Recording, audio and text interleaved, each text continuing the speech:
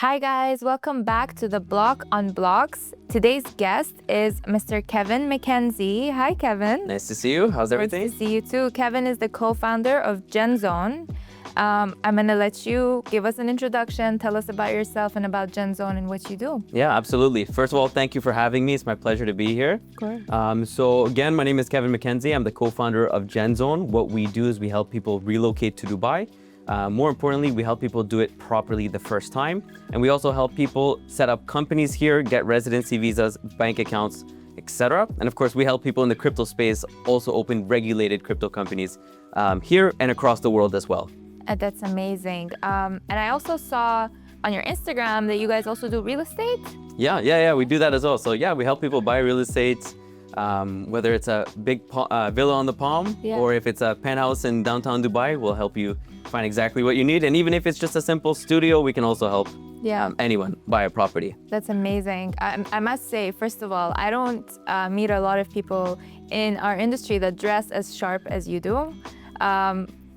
Amazing. Thank you. Why do you dress so elegantly? Yeah, I mean, you know, I'm a young guy. I'm 24 years old, so I feel like the way you dress is a good representation of how you do business as well. Yeah. And I get it though. Some people like to dress casually sometimes, and even I do. And in the Dubai heat, sometimes I wish I did dress casually. But I think it's nice to dress properly, and it feels nice as well. And I'm in the corporate space as well. Yeah. So you know, I don't want to show up to someone's office wearing shorts or something like that.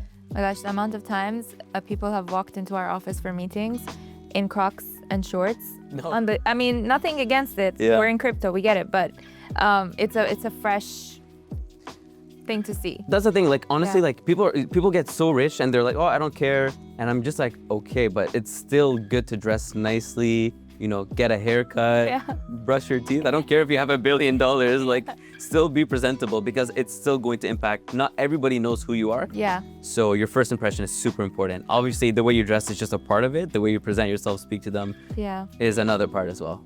Okay. So 24, that's very young. Yeah. And GenZone, how did you get here? Where did you start? Tell us the journey. Yeah, so the way it worked was I have a background in taxes from Canada, which is where I'm originally from. I worked for basically the tax authority of Canada. So in the UAE, it's the FTA. In the UK, it's the HMRC. In Canada, it's the CRA. So I used to work for them. I learned a lot about taxes while I was working there. Yeah. And naturally, I had a transition into helping other people reduce their taxes legally. Yeah. And that's exactly how GenZone came to be. It's initially a consultancy service to help people legally reduce their taxes. So we came to Dubai, we helped around 20 people for free at first. This is like 3 years ago. And then ever since then, we've helped set up over 700 companies in the UAE. Wow. Yeah, and we actually were crowned last year by the Dubai Free Zone to be the fastest growing company in the UAE. Yeah. As a fact. So, this is something that we take a lot of pride in. And more importantly, we're not just like a fast growing company. In my opinion, we're the best service provider on the market. We really emphasize giving the best quality service possible to all of our clients. So that's how it basically came to be. We just wanted to give people a really good service, legally reduce their taxes, also get a right setup for them, because not everyone wants to legally reduce their taxes. Some people don't care. They just want to have a company in a place to expand their business. Yeah. Right? For example, a crypto company maybe cannot register in a certain jurisdiction. So maybe we'll do it in Dubai instead, or another country, right? Yeah. And I know I said Dubai. Dubai is not a country. Obviously, it's the UAE, but usually we would register in Dubai. So that's how it came to be. That's very cool. And it's interesting to see a young person start in taxes. Yes, yeah. I have a weird brain. To be honest, my whole life I was always obsessed with like finances, taxes. Yeah. I worked for the CRA, so the tax authority too. But I wanted to work there. It wasn't just like a job that I was like, oh, let me go work there to make money. Yeah. Honestly, of course, you want to make money, but my main goal is to learn more about taxes and learn more about how the government works, how all this stuff works. And then after that, actually, I worked as a financial advisor after that. Wow. And this is a fun fact. I think I actually was the youngest financial advisor in Canada at the time when I was working there, because I was 20 years old. So now I'm 24, I'm turning 25 soon. So yeah, I mean, that was a while ago, but yeah, I just love taxes. Everyone likes their own thing. Some people like cars, I like money, and I like taxes. I like money, that's real. Yes, yeah. So then what attracted you to start, also in the crypto world, virtual assets? What brought you here? Yeah, so initially, a lot of people might not know this, but before moving to Dubai to help people move here, we had our own crypto influencer marketing company where we would connect influencers to big companies like Bybit, Binance, etc. And by doing that, we got heavily involved into the space and honestly fell in love with it too. Just the fact that you could send tons of money without having the bank yelling at you or questioning you. This was like a huge benefit for the world, to be honest. And we just fell in love with it. We also fell in love with investing in crypto as an asset as well to make money. I make videos about this all the time, even on our GenZone channel, talking about crypto. And it's crazy to just think that, if you look at any day in the past, crypto is always lower than what it is today. So for me and for a lot of my clients too, just investing in crypto has been a big blessing for them. What's your favorite crypto that you're investing in right now? My favorite crypto to invest in, to be honest with you, has to be Bitcoin. Okay. But it's not the one I'm invested in the most, unfortunately. Yeah. I'm actually invested in the most into Ethereum. No reason, to be honest. I just got used to buying more Ethereum and I'm just buying more. Yeah. But the good news is I kind of trade it as well with my co-founder. So when we do have it, we don't just hold it. Bitcoin we hold, we never sell. Okay. But Ethereum, when it does go up, Yeah. I sell it. And when it goes down, I buy it. So recently on this dip that we had down to 1400, we added a lot of money there. So we've gained around 40% since then. Yeah. So it's been pretty good, yeah. I tweeted this the other day, but when the market's doing good, I'm not happy because my portfolio is doing good.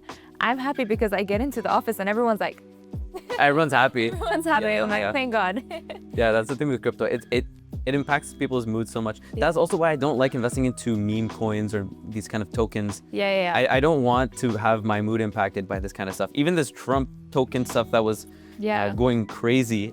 I did invest into it. I won't lie to you. I made some money from it, but it was such a bad use of my time. Yeah. Like you got to look at how much money you make on a monthly basis and divide that by 30, whatever, and then that's your daily rate.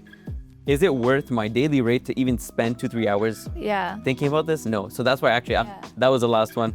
Thank you, Mr. Trump. That's the last time I'm gonna invest into any meme coins. No, I mean, I have the same mentality as you, and I get asked by like my friends because I work, at TheBlock. We deal with a lot of projects, so they're always asking me like, what's the next, meme coin that's gonna pump? I'm like, guys, it's not just the amount of time you have to spend looking at the screen to actually get it right, but also the percentage of my brain that's then occupied stressing over it. It's not worth it. And even if you do get into the right one, right? If I told you buy the GenZone token is going to do really well. Who knows? Maybe one day we'll have a GenZone token. Yeah. You also need to be prepared to exit properly, because if I told you buy this token, it's going to go up. Okay, great. It went up. Did you sell? No. It's now back down. Don't get greedy. Right? So it's a very dangerous thing to trade unless you're in early. But anyway, if someone has the risk appetite for it, go for it. I don't like that mental energy. I like to just focus on my core business, which is helping people relocate here, set up their companies. That's good enough for me. I don't have a second brain for other stuff. For other things, yeah. Focus. So this is just out of curiosity, and it just came up because we were talking about taxes. What are the tax implications on crypto in Dubai? Are there any? Yeah, so right now, if you're trading any assets, it's currently 0% tax rate for your personal investments. Of course, if you're doing it commercially, technically you should pay some corporate taxes, which would be 9% technically, but it's not really enforced at the moment right now because it's so brand new. Yeah. Taxes are brand new, crypto is brand new. So right now there's no enforcement there. That said though, if you were to trade crypto as a business and make significant money doing that, technically you do have to pay taxes on that if your revenue exceeds a certain threshold. Okay. Which is around, I believe it's around 3 million dirhams in revenue. So if you're making that much, then technically, but as of right now, nobody's following that. Okay. And on a corporate level, if you have a company that's trading crypto and it's a regulated VARA licensed company, at that point, yes, you have to pay a 9% corporate tax. Yeah. If your revenue goes above 3 million dirhams. Yeah. So only in that case. If it's below that, no corporate tax to pay. Oh. So it's pretty good. Most people are paying 0% taxes for now. Things will change in the future. And it's such a blessing that you can come to a place like this, Dubai. It's so developed. Get world-class infrastructure. You can invest in the real estate market, crypto market, and pay no taxes at all for now. Yeah, talking about Dubai, it's amazing in every way. But I think what I notice a lot is the misconceptions of entrepreneurs that are coming to set up here. I think they have their expectations are different than reality. Do you agree with that?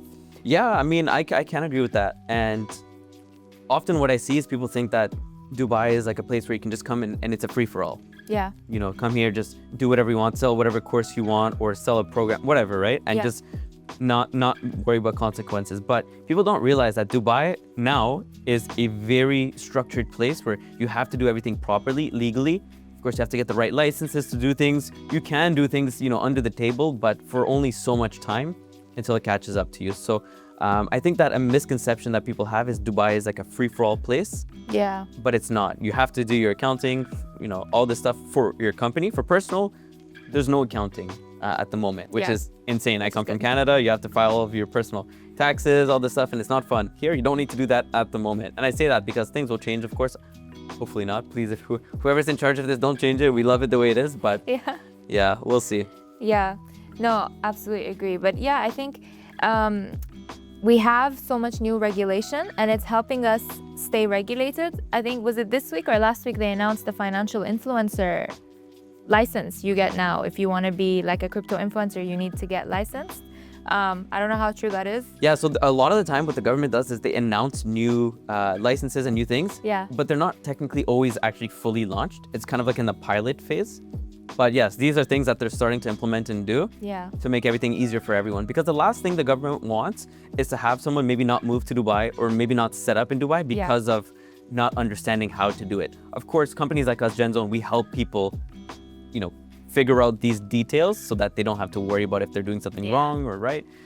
And, you know, in time, it's going to be easier and easier. And even things like getting a VARA license. As you probably know, there's only around, at the moment, today is the 30th of 2025 of May, and there's only 30 companies registered for VARA. And that's funny. 30, it's the 30th and 30th, 30 companies. Yeah. But if you're looking back at this video in a year from now or 2 years from now, ideally the goal is we're at around 100, 150 companies, of course, properly registered companies, because this will just bring so much more business and money to the UAE, which is of course what they want. They're a well-oiled machine here. Yeah, I mean that's the goal with us. Our founder, you know, noticed that everything exists. The foundation is there, but it's just there's some uncertainty. Correct, yeah. And so we're like, let's create a space where we have partners like GenZone and, you know, other companies that then help all these people, companies, projects come and then, you know, launch through Dubai, because everything is here. It is. I think, you know, there's no blockage. It's just a matter of know-how. And that's why it's really cool that a young person like yourself is bringing that to the world from Dubai. Absolutely. So you work across different sectors, crypto, real estate. What's something Dubai has that other hubs don't? I'd say, so obviously like there's the generic, oh, no tax or low tax, but more importantly, it's the network that you have here that you just will not get anywhere around the world. And some people like to say, oh yeah, maybe Australia is good or Singapore is good, this place is good. But like, it really isn't comparable to Dubai. Dubai is a place that you just cannot compare to any other places. And I'm saying Dubai, but also Abu Dhabi, I would say, is a very similar place for a different kind of business person. But the UAE as a whole just has incredible networking where you can come here, a person with, let's say, nothing, and become someone very significant in a short period of time if you put in the work and do things properly. So that's really the big selling point that Dubai has, past the good weather, past the high quality of life, past the safety. Of course, these are things that obviously are selling points, but to me, it's really the networking, because I have experienced this myself. And again, we've set up over 700 companies, and our clients experience it themselves as well. I have never had one client leave Dubai in my history from the point where they needed to leave because they did not like it. The only point was, oh, maybe their business didn't do well and then they left. But even that's a very small percentage. So Dubai, you come here and you're just going to get like skyrocketed. Yeah, I agree. I think the best of the best are here right now. That's what it is. Yeah. So what's the most powerful connection you've made? Oh man, the best connection that I've made wouldn't be from someone who is from here. It would be from one of my clients who I've helped to relocate here. So I'm not gonna get into too many of the details, but he's like a Spanish multi-millionaire that makes a lot of money.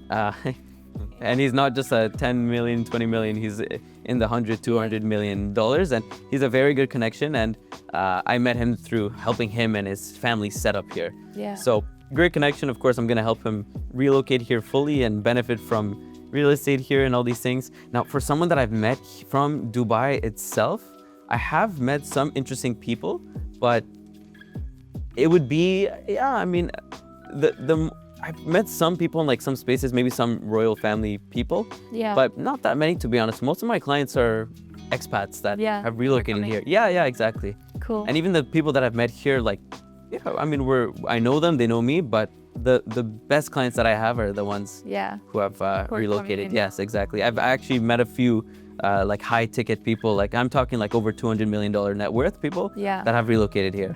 And we've helped them do that. It's great to hear that these people are noticing as well and really coming in. Oh my gosh, yeah. I mean, it doesn't make sense what I often hear is they always tell me, Kevin, I wish I did it sooner. Yeah. Because maybe we'd be sitting and I'd be at 400 million instead of 200 million. Yeah. And the reality is they'd actually probably be at like 500 million if they did it sooner. Yeah. Because of all the tax savings and optimization that they could have done for their business. So yeah, it's a pretty nice experience to meet these people. I bet it is. Yep.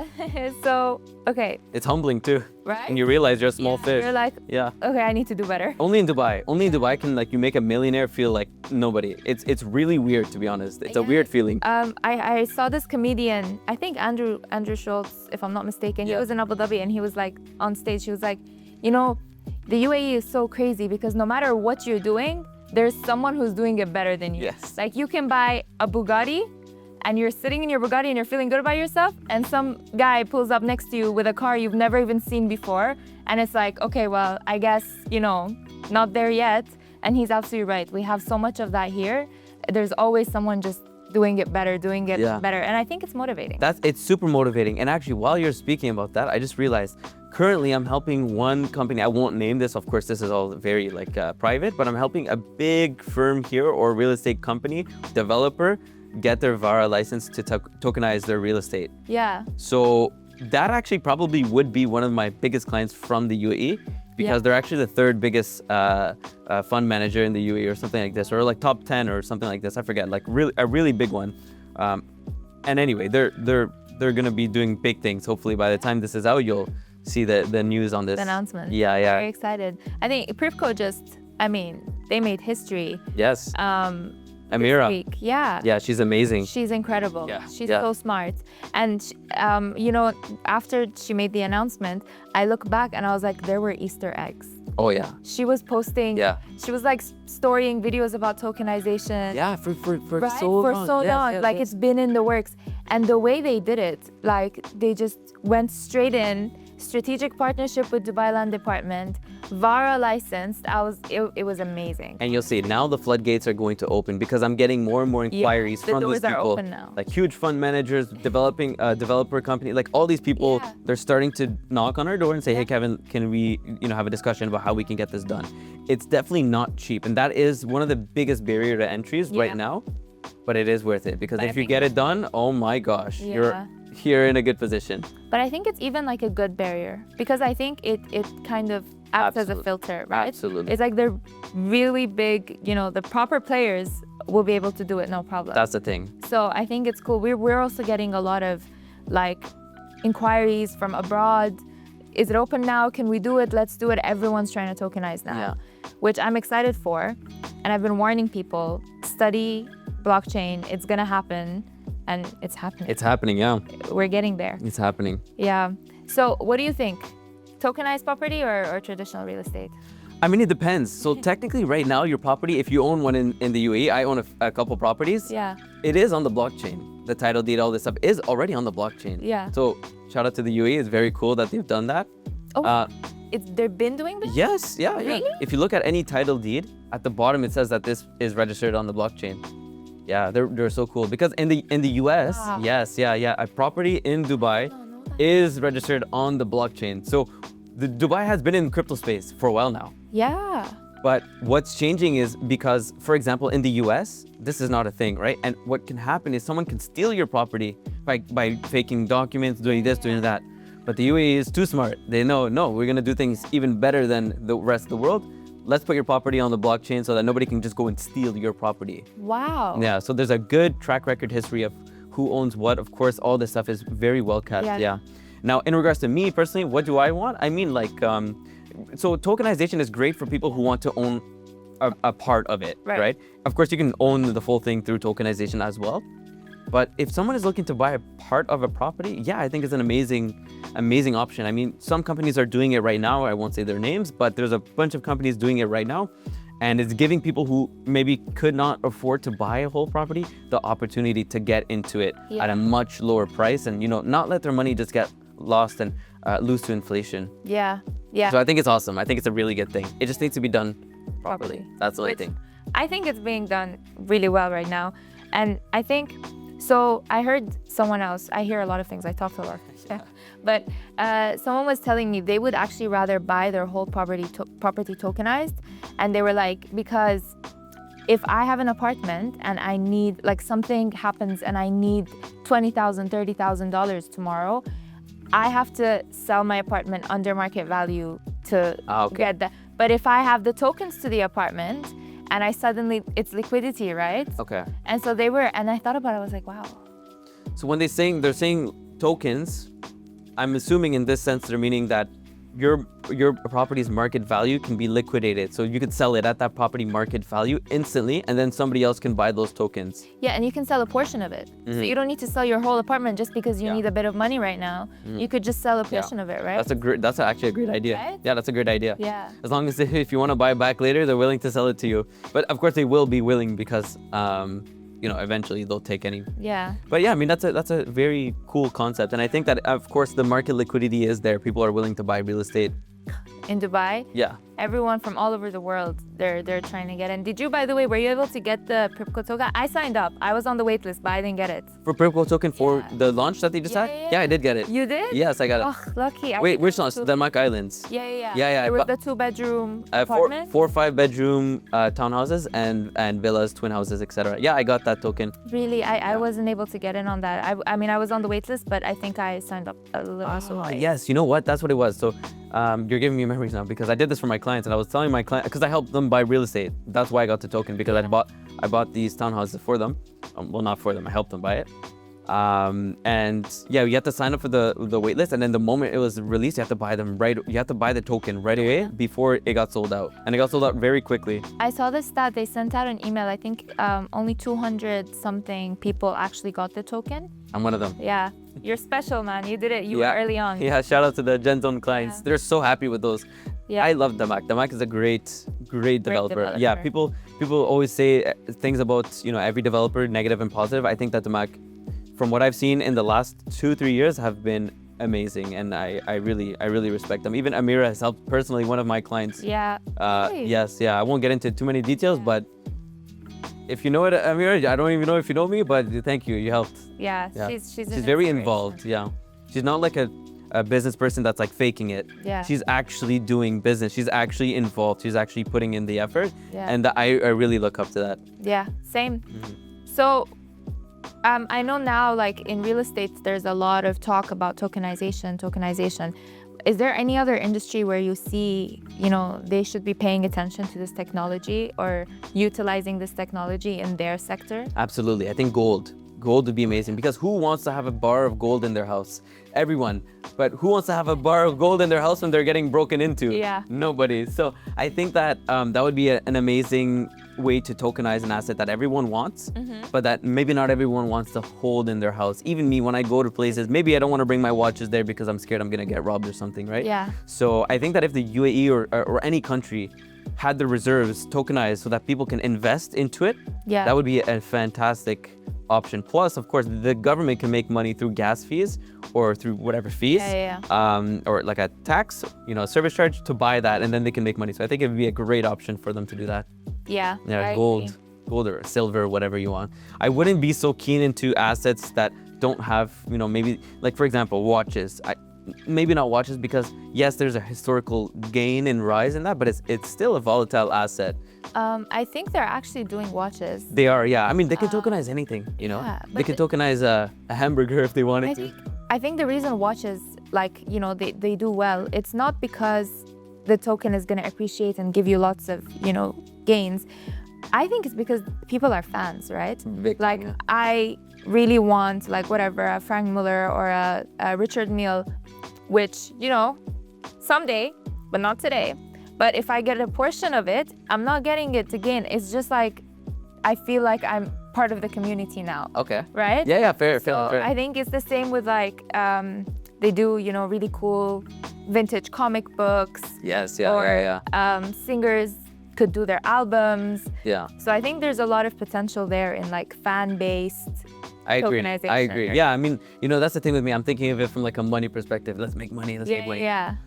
Well, yeah, I mean, as a collector as well, I can definitely community. understand. That's like a cool thing. But I don't know. For me, like a watch or something like that, I'd rather buy the whole thing. The whole thing. Maybe it's like, oh yeah, I have a Rolex, and it's like, where's the Rolex? Yeah. Oh, on the blockchain. On the blockchain. Yeah.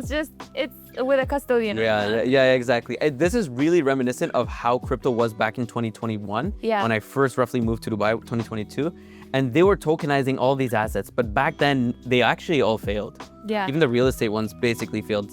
I think some companies are an exception to that rule, but yeah, I mean, you can tokenize anything you want at the end of the day. Yeah, you really could.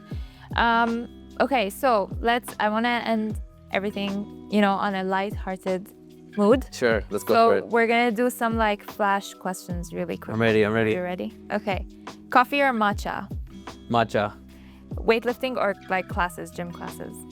Gym classes, but not like the dancing ones. Okay. Like the boxing ones. So Like- yes, not the dancing ones. Okay. Rolex or AP? Oof. I have to go for AP, but I only have Rolexes. Okay.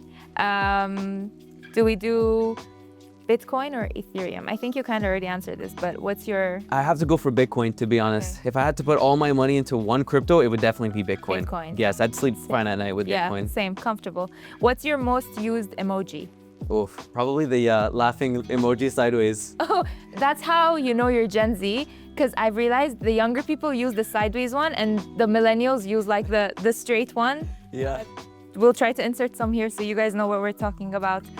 What's your screen time? Oof. Oh, Probably like 14 hours per day. 14 Yeah, hours. I think yesterday I sat down at my desk and I got up when it was 8 p.m. Oh my God. Favorite app? Oof. Rack Bank. Favorite social app? Probably I'll have to go for Instagram. Or no, honestly, I don't use Instagram. I don't use social apps anymore. To be honest with you, maybe like WhatsApp, I guess, because I speak to all of my clients there. Yeah.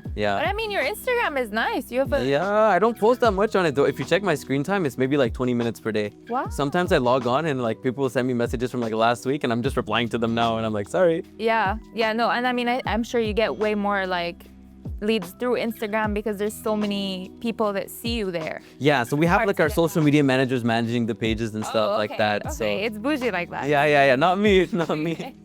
And the last song you heard, the last song you listened to? Oh, the last song that I listened to, it has to be the one by Kanye, I Had a Dream, or I Dream by Kanye. Okay, very Just cool. listening to it right now. We love Kanye. Thank you Thank for you so being here much. today. Thank it you was so much. very nice speaking with you. Very fun conversation. Likewise. And an honor to have you. Thank you Yeah, so likewise. And I'm looking forward to seeing where this goes. We're in the early stages, but I can feel the big things are coming. Thank you. I can And feel a it. big thank you to Web3 TV for giving us this beautiful space to film it. Absolutely. Shout out to Web3 TV. Pioneers. Yeah.